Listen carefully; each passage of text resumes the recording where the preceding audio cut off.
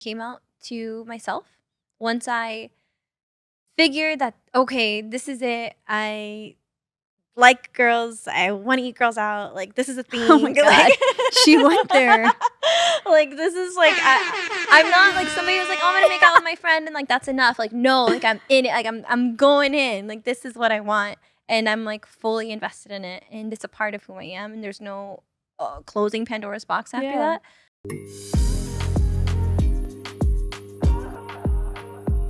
Hi everybody. I'm Eden. And I'm Jay. And welcome to Eden XJ Unfiltered, the podcast where we have created a safe and sexy space to have unfiltered conversations. We might be the same sex, but we have different opinions. Ew.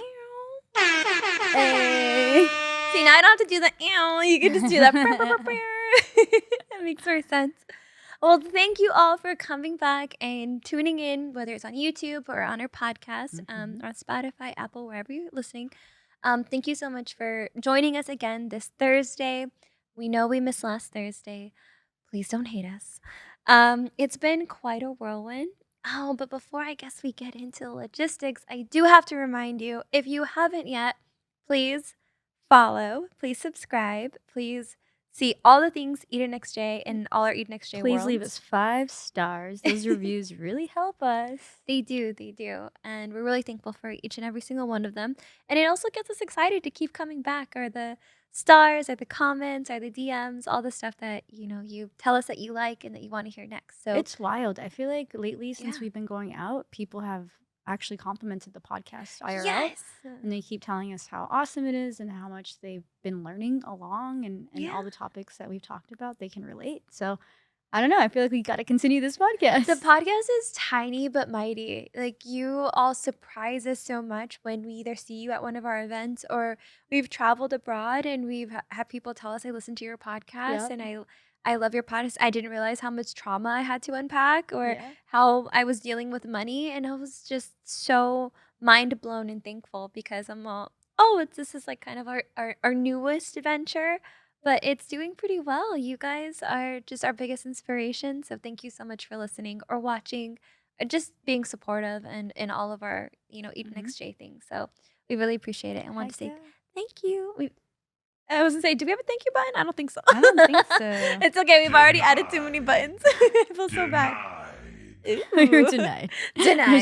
There's no thank you button. So anyways, I'm hitting my own thank you button. Thank you. Gracias por todos. All the things. So we just came back from traveling, which is why we were gone last week. Why we were gone. Do you want to tell them where we went? Yeah. So we went to, Baby Cakes has never been to Australia, and I just so happened to have a ton of points on my Qantas account that covered 2 economy round trip to Australia. So we did that.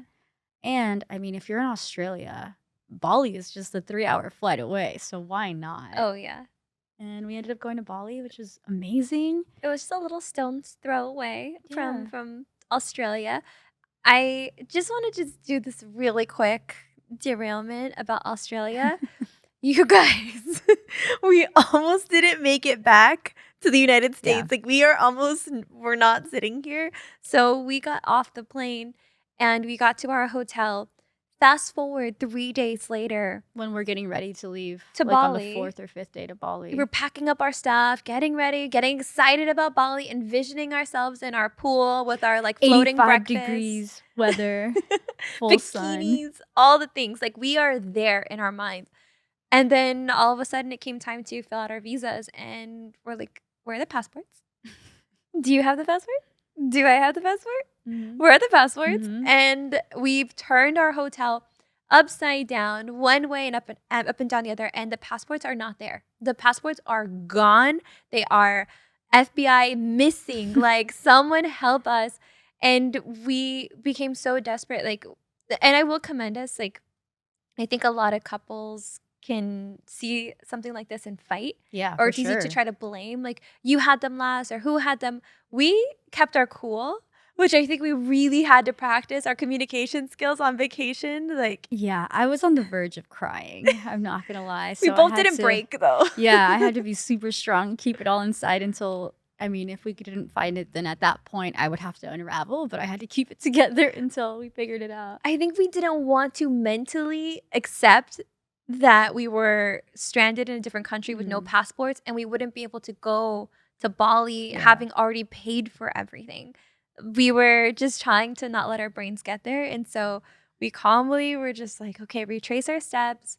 Where was the last place that we saw them? Obviously, when we got off the plane.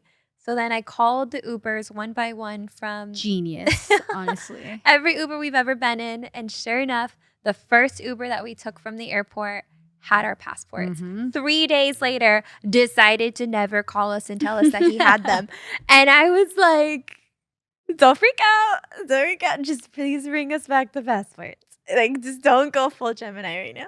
And then he's like, yeah, I'll bring them maybe tomorrow in the morning, in the afternoon. Or maybe and the Jane next day. behind me is like, I'll give you $100. Bring them right now. And he's like, I'm on my way. Yes, money talks. Money makes people move. And so I was like, what? $100 well spent. Like, we had our passports back in our hands. And we were able to go to Bali. We were able to get home, leave the country, because we were Googling, what do you do when your passport's missing? And it's just a scary position nobody ever wants to be in. You have to go to the consulate and you have to file all of these documents, and then they give you like a temporary passport, but you can only go home. Going home. Like, we can't travel with that temporary passport. And it takes like a week to do all of this. So we would have had to stay in Australia for like an extra week, skip Bali, and then come right back home. And Australia is the most expensive place to be stuck in. I will say that. It is very expensive. We didn't realize how expensive it was until we blew through our week's budget in like 2 days. If you're trying to travel on a budget, do not go to Australia. Like, I think it's like top 12 most expensive country in the world. Oh yeah, or something like that. It's like top 10, something like that. It's up there. It was those expensive. I was like, am I in LA? Like, I don't know. But like on steroids, it was crazy. It was rad. But we wouldn't even be able to afford. We would be there. We saw like relatively no homeless people in Australia. I feel like we would be there too. Oh yeah, we would be there too. Homeless people in the on streets. The streets for sure, because we couldn't afford like another 7 days. But thank Ariana Grande and Jesus that it worked out and we got our passports and we got to Bali. Yep. But I really tested our relationship, and we even did a post about it, and we were honest on our social media and on Instagram, and we were saying like the expectations for traveling to go perfect, please put that in a little ball, crumple it, and throw it out the window, because it's just unrealistic. Stuff will happen. If your life wasn't perfect before you were on vacation, it's not going to be perfect when you're on vacation. True. So lower that standard, have realistic expectations, have a plan for when you're going to deal with these like trials, and understand that you're going to get them done faster together than apart. Like, the only way we were able to figure that out so quickly is that we didn't break, and we kept our cool, and we kept working on it together. Also, magical word for couples traveling is pivot. Like, you're gonna pivot a million times, even though you think that you've got a game plan and itinerary. Things go wrong left and right. So just being able to like pivot and just go with the flow versus against the grain is super important. Yeah. Well, I feel like we're the queens of pivoting. Yeah, I agree. At this point, yes. We've had to pivot through the trip. We had to pivot coming back, and that's what really pushed. Ideally, we were supposed to record our last podcast as soon as we came back, and when we were packing to come home, I got my cycle, and 1 week early. 10 days 10 early. days early. A whole 10 days. I was like, there's no way. There is no way in hell this is happening right now. And it just threw everything, all of our plans out the window. And what did you say? Pivot. Pivot. We're pivoting. We're pivoting.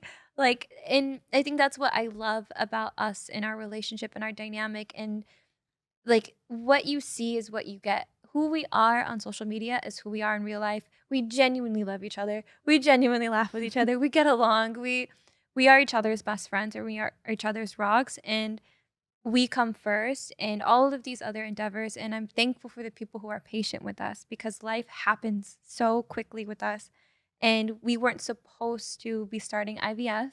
That was like a whole another 2 weeks that we were supposed to have, you know? And we had a plan. We had a plan. There was a plan. And we can't even plan 10 days ahead because we don't know what's going to happen. Yeah. So we ended up having to drop everything and go into IVF mode, which anybody who's ever done IVF, that's literally what you have to do. Your whole life goes on hold, and it is doctor's appointments, medication, Doctor's appointments. Yeah, x-rays, doctor's Mhm. appointments, medication. All the things. And on top of that, like we have appointments on top of appointments because we got some like crazy medical news even before we left on the trip. Yeah. I ended up finding out that I have a cyst on my left ovary, a cyst on my right ovary, possible endometriosis, and they found 3 tumors in my right breast. And it was all at once right before we were getting on a plane. And they're like, okay, well, as soon as you come back, we need you to do all these x rays. We need you to come back in. And we were like, okay, we're not gonna worry until we have to. We're gonna go on vacation and just deal with it when we come back. Well, it's just heavy news to like get right Yeah. before vacation, and I really didn't want you to think about that while we were on, Yeah. on our first big vacation where we didn't have to do, brand deals Mhm. and social media Yeah. like we normally do. So it was really important to kind of get you off of that and not have you stress Yeah. And about it because it's triggering, like, oh, with definitely. especially with your mom and your history of like cancer. It's scary. It was so scary, and I really love that you were the fun police because you were just making sure that we just had fun. And I think remembering that, life is going to be scary and things aren't going to go Mm, as they're planned, but you can't let them stop you. You can't let them stop you from having these yeah. amazing and fun moments. And you kept the fun police going and you're like, we're gonna have fun. We're this close to Bali. We're this close to Bali. We're this close. And you had been before and you had been to Australia. So it was really nice to see all the things that you talked about and you hyped about. Yeah, and I've been there before, so it was really nice to recreate memories with you on Yeah. top of, taking you to things that I had already done. I think one of the questions that we kept getting asked in our DMs while we were in Bali is it safe? Is it Mhm. LGBTQ safe? Because as we know, like Bali, Indonesia has anti-LGBTQ rights. So it was interesting because the first time that I went, I didn't feel any kind of way, like I didn't feel discrimination. So when we went the second Mhm. time, it I feel like people in Bali are just super friendly and nice. And Yeah. I didn't feel, I mean, I don't know about you, but I didn't feel any type of discrimination or homophobia. If anything, I felt it from Australians Yeah. that were visiting there, not ever from, Drunk frat boy yeah, Australians, to be clear. Not exactly. all Australians. Yeah. And it was cool because they knew, a lot of the tour guides knew we were together. Yeah. And first of all, they don't do PDA in Bali at Mhm. all. Whether you're straight or gay, whatever flavor, whatever color of Yeah. the rainbow, it doesn't matter. Like PDA is just not a thing. And we Mhm. respected that from the moment we landed, Mhm. made sure we were aware of the culture and respected, their country. And outside of that, even when we did hold hands, when we, were going somewhere, wanted to take a picture somewhere, nobody said anything. Everybody was Mhm. totally cool with it.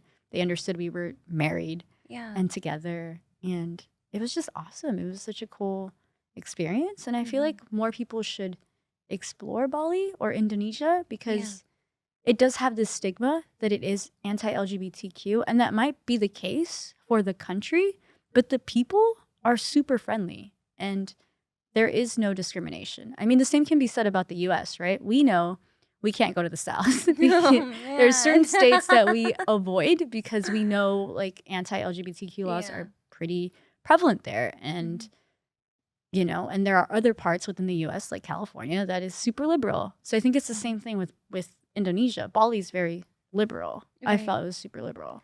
I mean, the the way a country is ran and some of the rules, I don't necessarily think reflect the views of all people. Yeah. And what I really loved about our tour guide is that she really looked out for us. She would tell us, here's a good place you guys can kiss. You guys can kiss here, Yeah. or probably not here. And we were like, okay, great. Like we weren't taking it personally. We weren't Yeah. like, It's oh, we just what just it can't be is. ourselves. No, we're gonna be respectful of the place that we are in, and remember that we are visitors in this space. Like we're a guest. We, are going to be on our best behavior and be respectful because the people at this point are being respectful to us. If we were being disrespected, I think it would be a very different story and a very different experience, Mm. but we didn't. We felt like the people were very kind and very respectful. And the PDA thing, the not kissing, it went for gay or straight. And that was across the board. So I wasn't taking it personally. Hmm. Um, Even all the places where we could kiss, I felt like it was fine and I felt relatively safe than anything. And I think people get this misconception because even places like we go to Oaxaca quite a bit. We're getting married in Oaxaca, Mm-hmm. or we're having our ceremony in Oaxaca, where it's traditionally traditional. It's very traditional, and Yeah. people can say like, "Oh, I can't believe you're getting married there." Or, I'm a gay couple, and we were thinking about getting married in Oaxaca, but we heard it's just so conservative. There are certain places and that do have these traditional views, but you'd be surprised about how inclusive the people are Yeah. and how understanding the people are. And that's not everyone and that's not everywhere. And you got to watch your back everywhere you go and be smart and be respectful. But from our experience, that we felt relatively safe. Yeah. Yeah, and we had a great experience. We ate amazing food, we met amazing people, and the best memories for sure. Yeah. Love that. Highly recommend. Highly recommend. 5 out of 5. 5 out of 5. And we had this whole journey, and we coming back, and we were excited to be back and jump back in because simultaneously we're on tour. We have Preciosa. There's a lot There's happening a right lot now, y'all. happening because we just like put out the tickets, and we're like, yeah, New York and LA is happening all at the same time.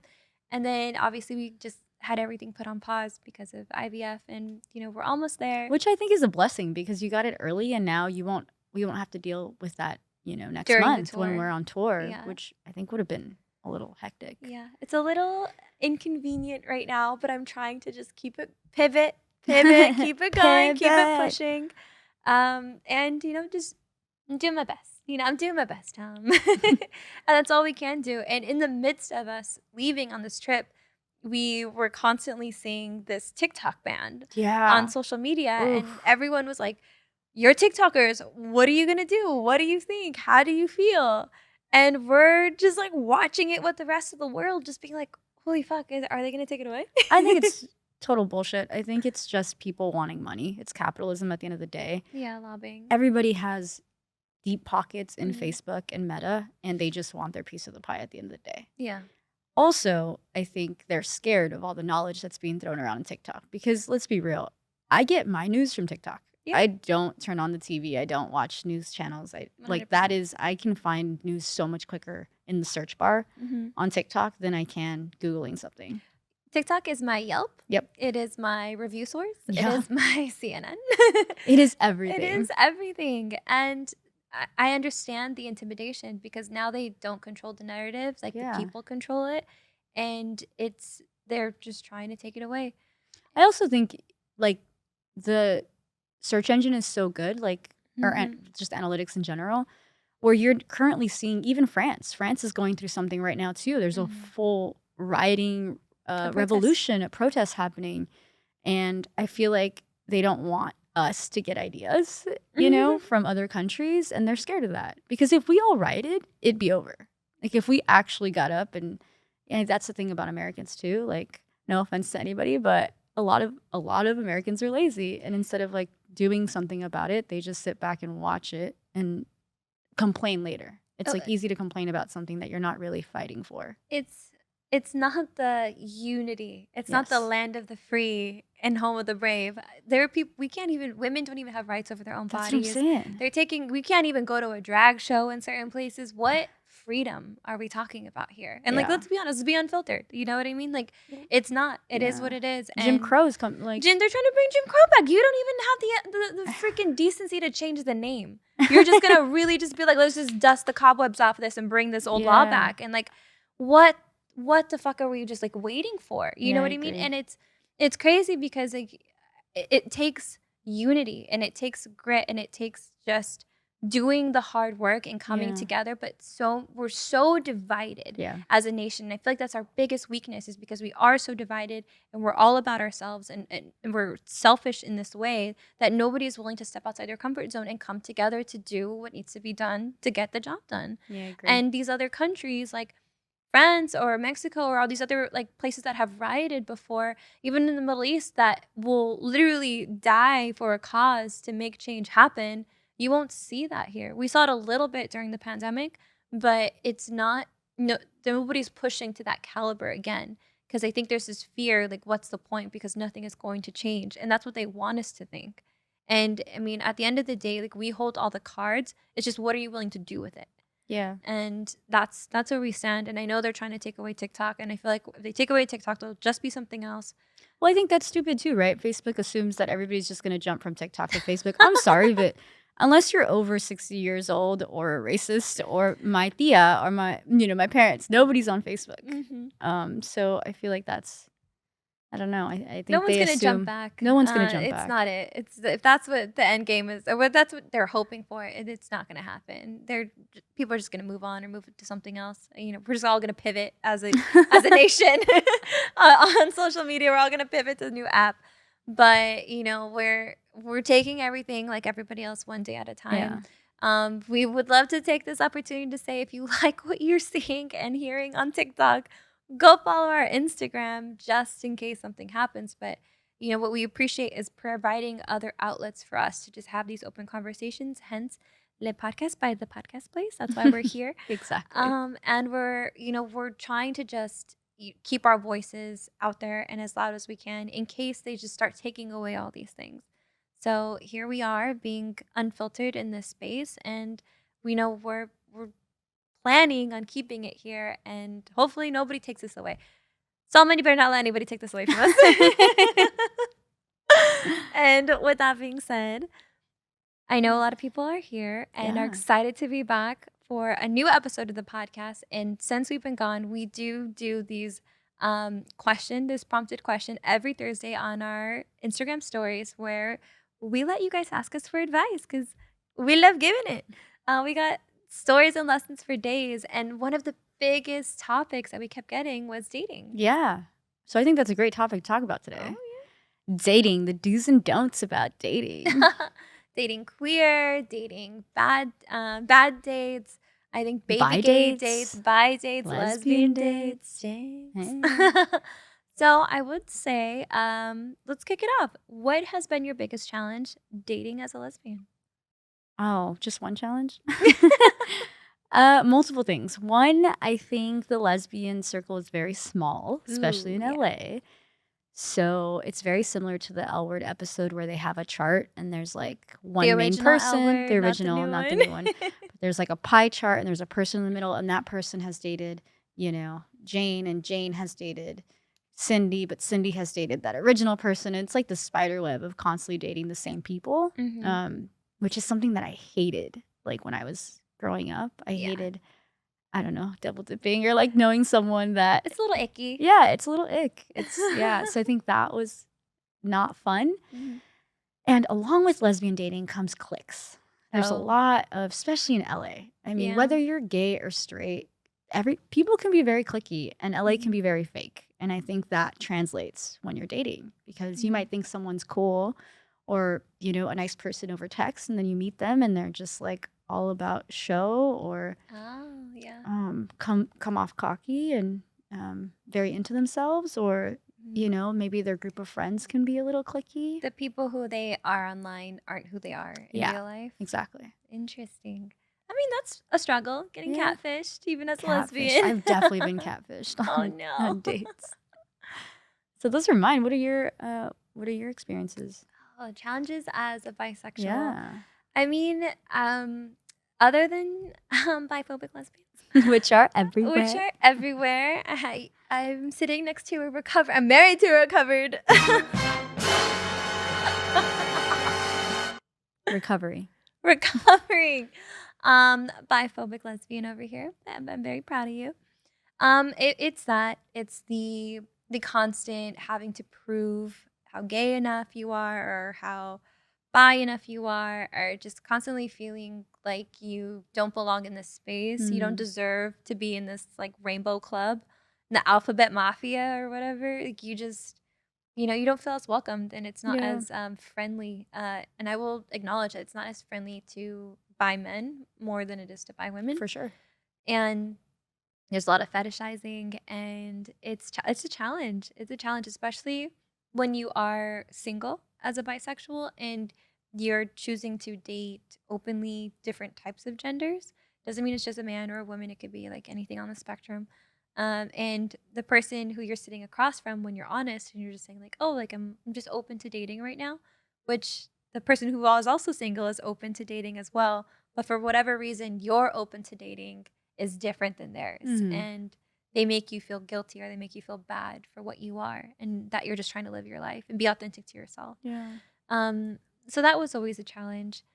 And then I honestly feel like the stigma was the hardest part to deal with people because even when you really wanted to try to build a connection with somebody, it's hard when you're judged so much as soon as you like before you even walk into a room. Sometimes you don't even get the date. They'll just talk to you for a while and then just drop off and Yeah. don't even give you the time of day.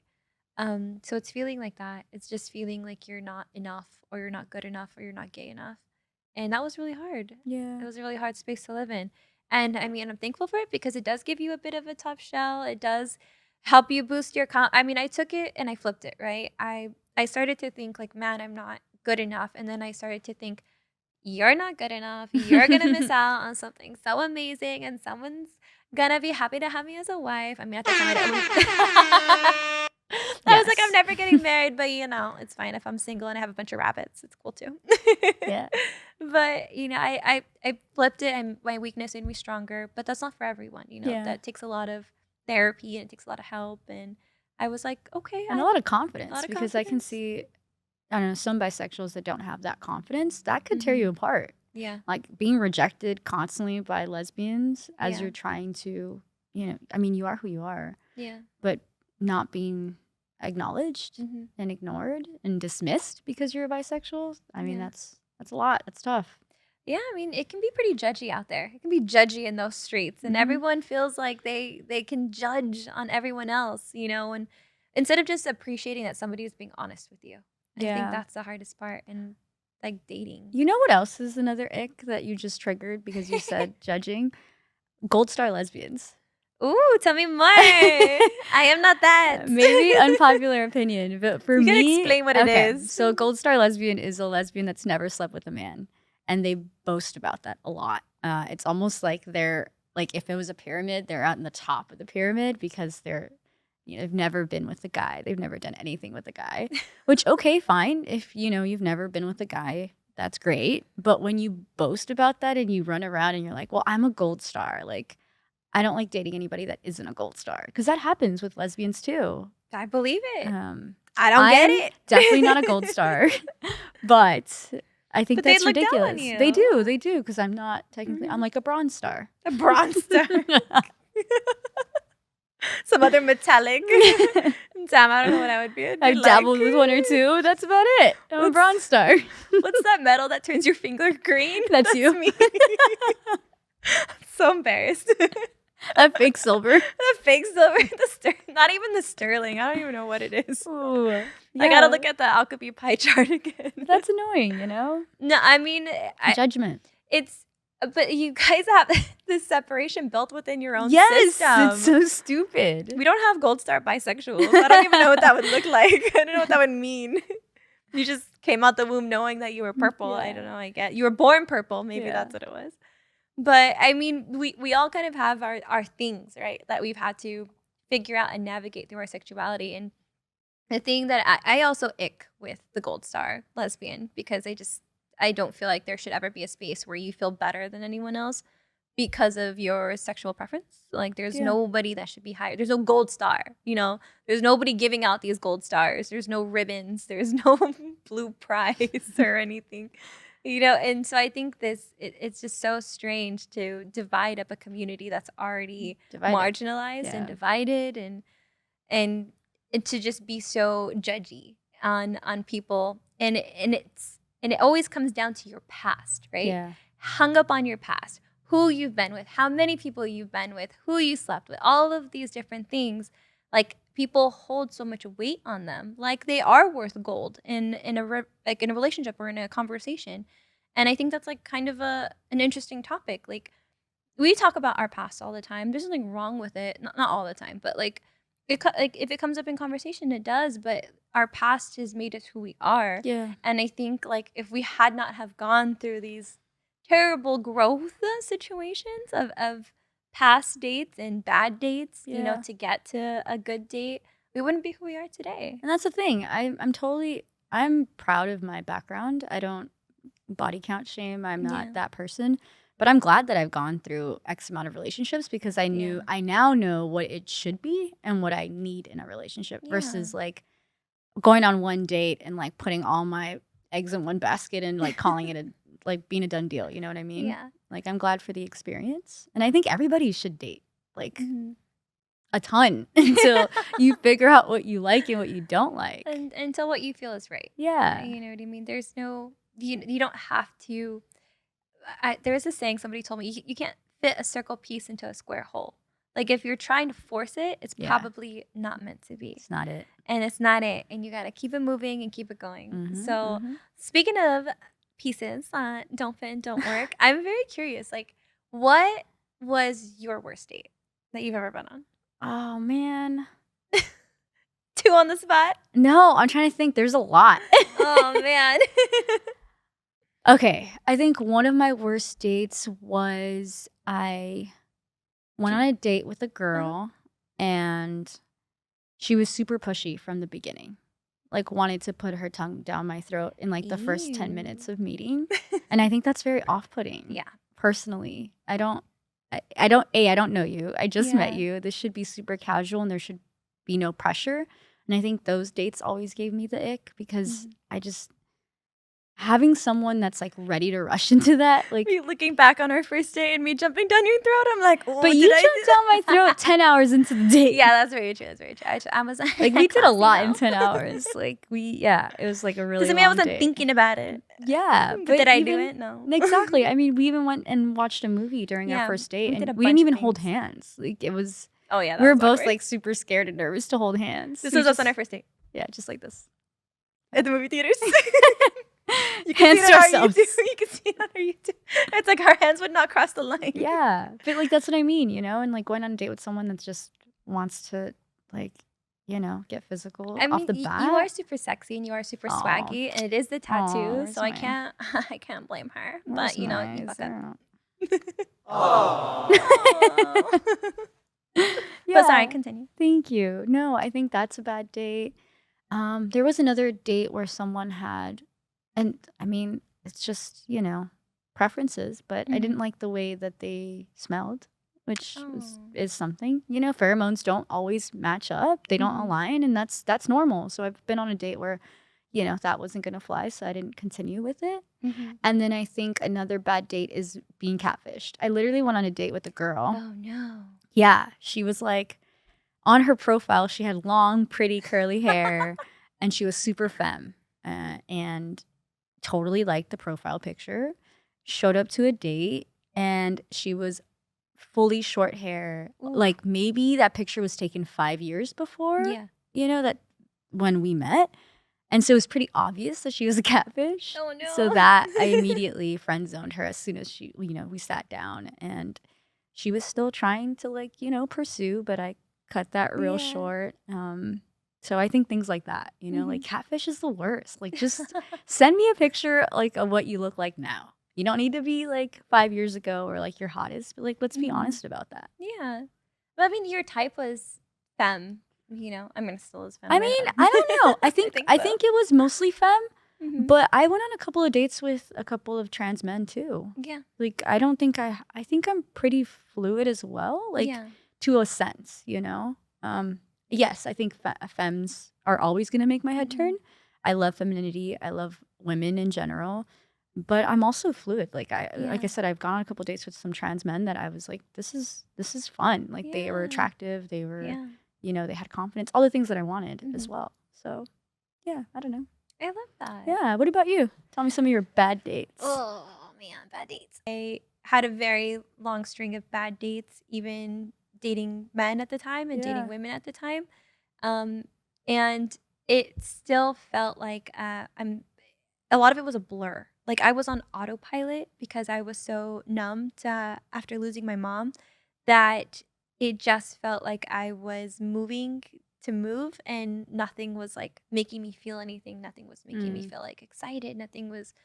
I wasn't excited to get a text. I just felt like I needed to keep moving in the space because if I was sitting at home alone by myself, I would be like trapped with all these feelings. Yeah. And I would say I was probably a bad date for some people, and then other people were probably a bad date for me, and it was kind of just this mixture for a little while, and I can't say, like, 100%, like, I was a perfect date because I think there was a date where I was over an hour late to that date, and they still wanted a second date with me, and I'm like, "Why?" Interesting. Would So what you you're saying is it's a pattern. It was a pattern, it was. Not Interesting. me being late to your date. She just to recap, No! she was 45 minutes late, 4-5 to our first date. Okay, so first To of a restaurant that did not allow you to sit at the bar and wait. You had to wait outside until your I'm full turning party was red. there. So I had to hang out on the curb for 45 minutes like a bum, Oh my gosh. waiting for you. Okay, first of all, And now you're saying that you also did it to someone else. your date, I was very upset that I was late, and it wasn't my fault. It was the rabbit. No, The no, bunny no. sitter was late, therefore I was late, and you picked the restaurant on the other side of town, and neither of us lived on the west side, and nor here nor there. But I didn't mean to be late for your date. And you meant to be late on this date? I mean, I didn't care to be on time. Interesting. But I think the thing that was really shitty about it, and like I'll own it, you know what I mean? I was, I think, an hour and 15 minutes late for the date. Ugh. And then I only stayed 20 minutes for the date because then it was my friend's birthday. And then I was like, okay, I'm gonna go to my Oh my friend's birthday God. party. I'm so sorry, I gotta go. This person probably has PTSD from like that one date. Obviously from not you. enough because they wanted a second date. Wow. Yes. I was like, dude, I need to cut you off of this red flag that I am right now. Because clearly should not be dating because I'm not serious enough about it. And I felt really, really bad. And that's why I was Poor like, guy. I am not good for you, for nobody. Like, I need to just stop. I need to take a break. I need to figure my shit out. So, I mean, to flip it back on me, like, I have been bad dates as well as been on bad dates. So I feel like it all just kind of evens itself out and comes full circle. And now May. Thank you. Aw. Where's my aw button? And speaking of, like, obviously worst dates and red flags, what would you say is a red flag while dating? Oh, for me, authenticity. Not being authentic or like, yeah, a lot of white lies and not being authentic about who you are, I think is a red flag. Have you ever lied? I on a have. first date? I have lied on a first I was like, date. speaking of. I So have. you're saying you were a red I'm flag. saying I'm a red flag. Yeah, I think what else red flag? Not defining what they're looking for Oh, yeah. is a red flag. Huge. And I think that's like something that people don't like talking about, especially when they're casually dating. Mm-hmm. It's important to tell that person, yo, I'm only looking for hookups and I don't want anything serious. Or I'm looking for a long-term relationship, because those two things are very different. Mm-hmm. And if the person on the other end doesn't understand that, that can cause a lot of conflict and resentment, honestly. So just people not being honest about what they're looking for is huge for me. The people I think who you have to really look out for are the people trying to have their cake and eat it too. Yeah, that part. Right. It's the, oh, I'm not looking for anything serious. I just want to be your friend. But they're super flirty. Yeah. Or the conversations are really flirty. But they're quote unquote your friend. It's a very toxic cycle. And I think that's a really big red flag. Yeah. And I think another red flag is someone who is constantly putting you down, or, you know, because I've had that too, where I've dated someone and they were super judgmental. Or like they would throw little jabs here and there or say things that weren't really the nicest, and just being able to pick up on that, because that relationship went on longer than it should have, honestly. And I think that's important too, just like realizing when someone's being mean and super judgmental and not the best, like that is them. Not you know being what supportive. I mean? Not being supportive, yeah. And dismissing it. I think it's really hard for people to understand boundaries too sometimes, and seeing those red flags. Yeah. I think when you're in a string of bad relationships, it's really hard to see what a good one is when it's there. And sometimes when you do get a good relationship, which we struggled with this a little bit because we had never had a relationship like ours before, ever. So when you have something good, our first reaction is to try to sabotage it. Oh, yeah. There was a lot of sabotaging early on in our relationship. Like, I tried to get you to break up with me, and you tried to get me to break up with you, and we were scared. We were scared because this was real, and this was kind, and this was gentle, and it was everything that we ever wanted it to be, but we felt like we didn't deserve it, and we felt like we weren't ready. And I think some of those things were true at the time, where we we were deserving of a love like this, but it was going to take a lot of work. And I think we knew that. And it was a choice. It's like, are we willing to put in the work and give this a full shot? Or are we going to back out and do what's easy and repeat old patterns? I think when you're in toxic relationships, you tend to learn a lot of bad habits. So when you're not, and so like when you're raised, or even when you're in relationships where it's chaotic, and the current relationship is healthy, they tend to be not chaotic, like the complete opposite, right? They tend to be super calm. There's very little chaos. You can talk about things, like safe space is created.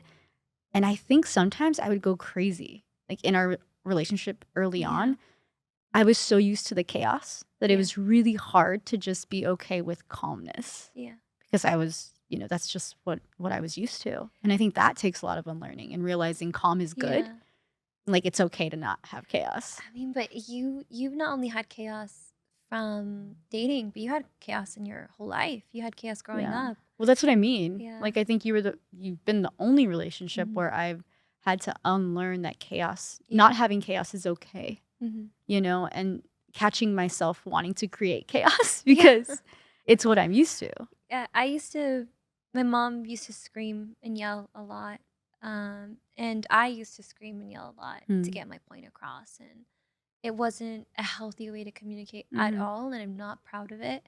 And I thought that was the only way that you could talk to somebody. Yeah, like, same. In a relationship, like, I have to fight with you. Like, if we're not fighting, then we're not communicating. And we're not communicating, then it's not a relationship. You know what I mean? I never been in a relationship where I wasn't fighting with somebody. And just to get your point across. And I remember when I was in a relationship with you, I was like, okay, like you can't be that. You can't do that. Like, there is another way to communicate, and you have to try to be calm. And I remember it was a struggle because I would have to try to like tame that inside fight and I would like shake when we would like have a conversation. You're like, why are you shaking? And I'm just like, 'cause I'm trying to hold it in. I'm trying to hold it in. And then you would try to like, you're like, why aren't you fighting with me? Like, why? You would try to like get a rile out of me to like fight back. And it was this struggle and this battle that we really pushed ourselves to try to be better. And even now when we're like stranded in a different country and like the anxiety and the fear and It's through the roof, and you just want to be mad, you want to yell at someone and like blame someone to just, because now we're like, everything is out the window, and all of those things that we have like built up and learned, like our natural instinct is to like argue, right, and fight and to look for somebody to blame. But I'm so proud of us that we didn't. Like, we kept our cool. Nobody was like, it was your fault, you lost them. Like, no, at the end of the day, they're gone. And at the end of the day, we need to get them back. And we kept our eye on the prize. And it's like, because we didn't allow ourselves to get there, we solved the problem clear-headed and quickly.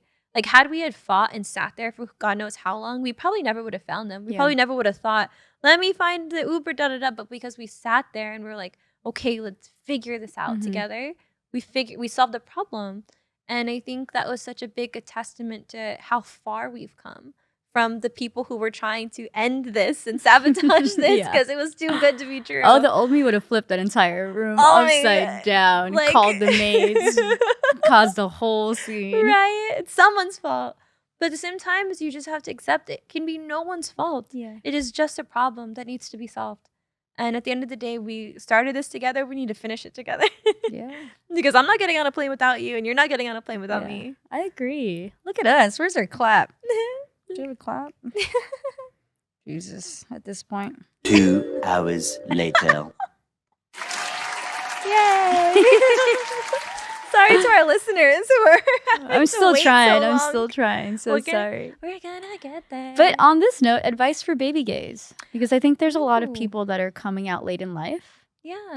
Or there are, baby gays that are new to the dating scene and are going out? I didn't come out as a baby gay. That's more your space. Yeah. I came out later in life. I came out in my mid-20s. And I think maybe I kind of always knew, but because I grew up in a small town, I never let myself explore that area. My parents didn't talk to me about other sexualities. Like gay wasn't ever a discussion, and I do hate that. I hate that my town and everybody was so close-minded around me that I wasn't able to explore that sooner until I came to Los Angeles, or The they best have city ever. gay spaces and all those things. Yeah.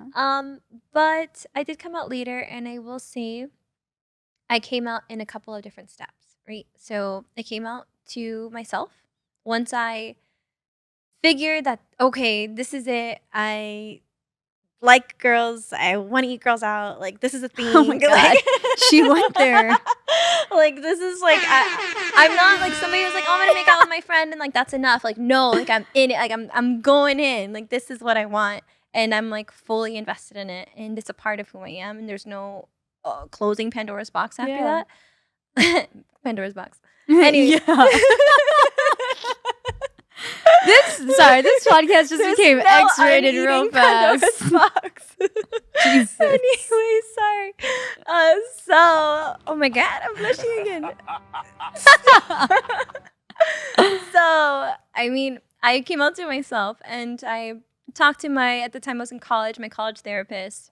We kind of worked through this. He's like, okay, this is who you are now. This is great. And I'm like, that's it?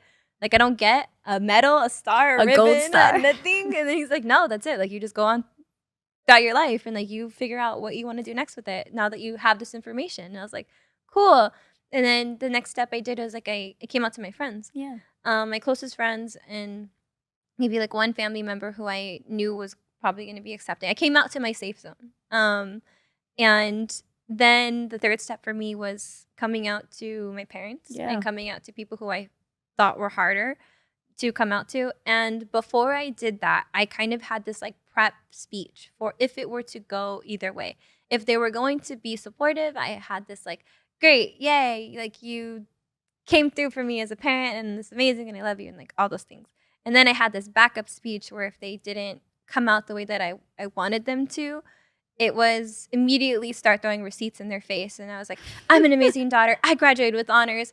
I like never went to jail. I was never in trouble. Like, you were the easiest kid. I slept as a baby. Like, all of these things. Like, you have no reason to judge me for this one thing. And I'm an amazing kid, and you're gonna miss out on a life, and it's gonna suck to be you, and all those things. Like, I was ready. Type A Gemini, I love like, it. For either option, you know. And what was sad, it was that when I came out to my dad, and he's like, "Oh, okay, that's cool."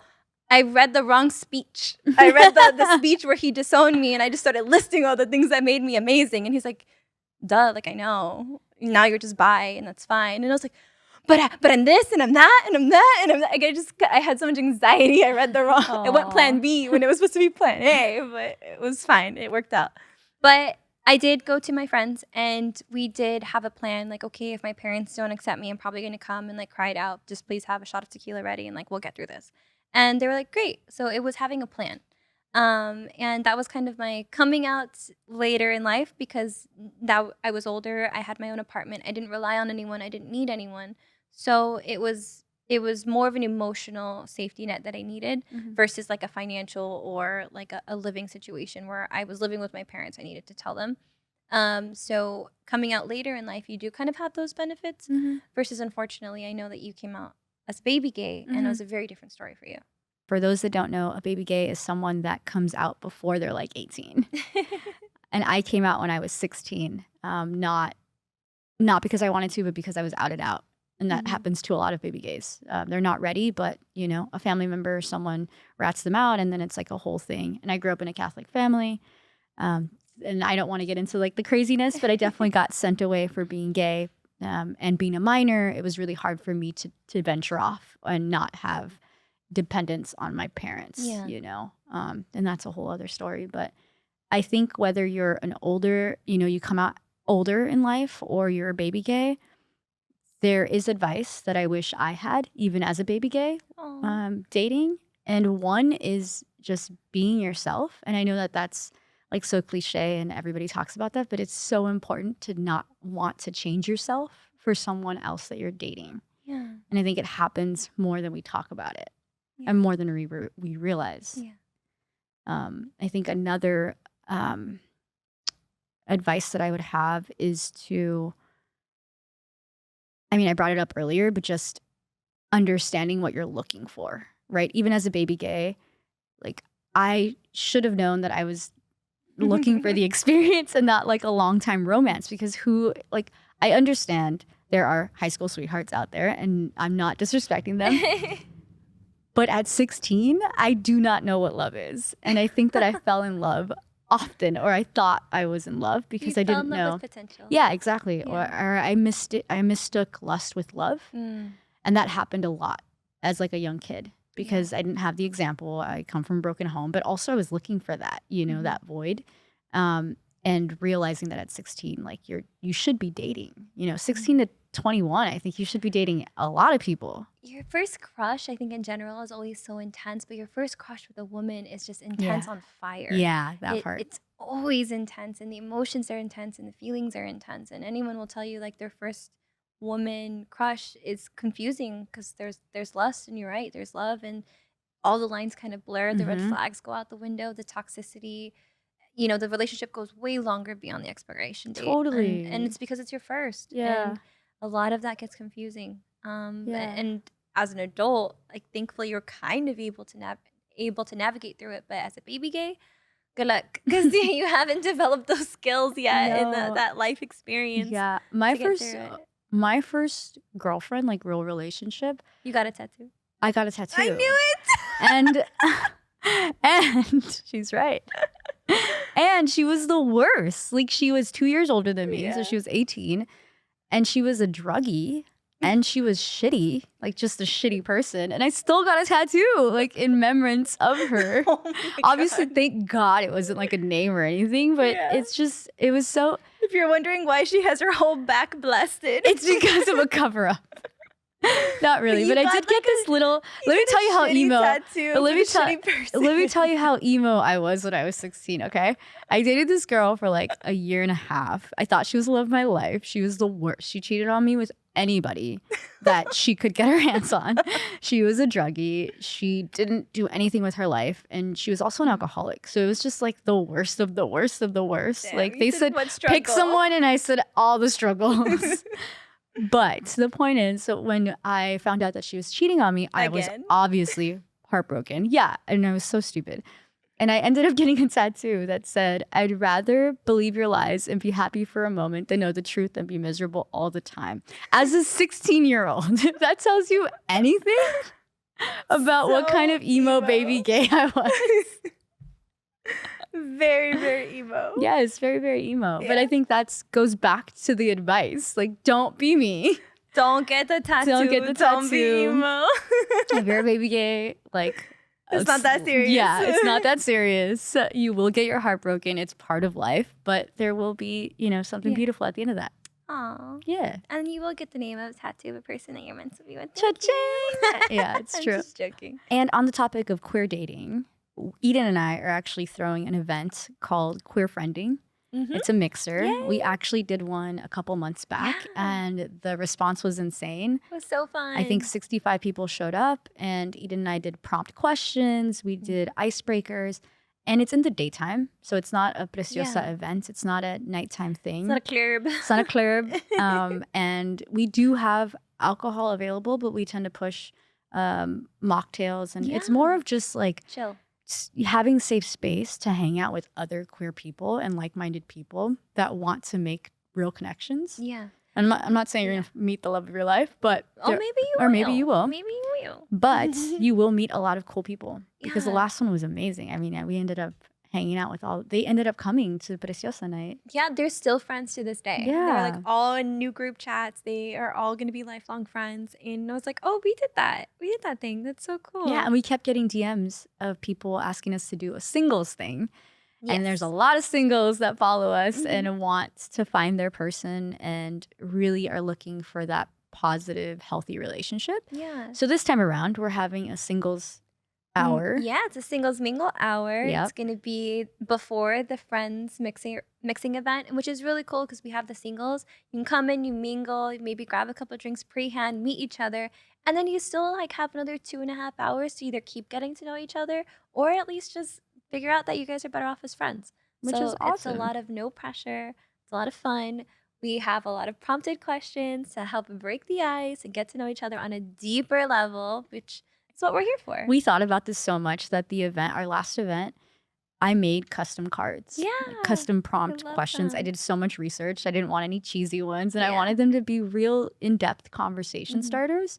And this time around, I think we're gonna do like topic tables, meaning that there will be a table of a group of 6 where it's just travel questions. So if you love to travel and you just want to find other people that love to travel, you'll find out in that section. Then there's another table that's going to be for foodies. Yeah. People that love to eat and love to go out and, explore different. We definitely learned a lot from our last event, and we're taking all the notes that we learned, and we just want to make it better and make it more efficient for everybody. And hopefully it'll just be more fun. So that's going to be on April 15th? Yeah, April 15th in Long Beach at Rock Sands. Yeah. Tickets are on sale now. If you go to our link in bio, you'll grab one. Super easy, and we have a very limited amount. So grab one. It's going to be a fun time. It's going to be so much fun. All right. Well, with that being said, thank you so much for tuning in with us again on Thursday. And I'm so sorry we were late from the last one, but we're excited to be here. We're excited to be back. Go follow us on everything before they ban everything at EdenXJ while we're still there. And we want to hear about your bad dates. Send us some DMs. Send us your message. Like, let us know about your bad dates. You can also send us an email at edenxj@gmail.com and let us know your stories. We'd love to read them out. And then if you need any advice too, we'll see you on Thursdays for advice on our Instagram stories. Or again, send us an email and we'd love to help you out. So, all right. Bye.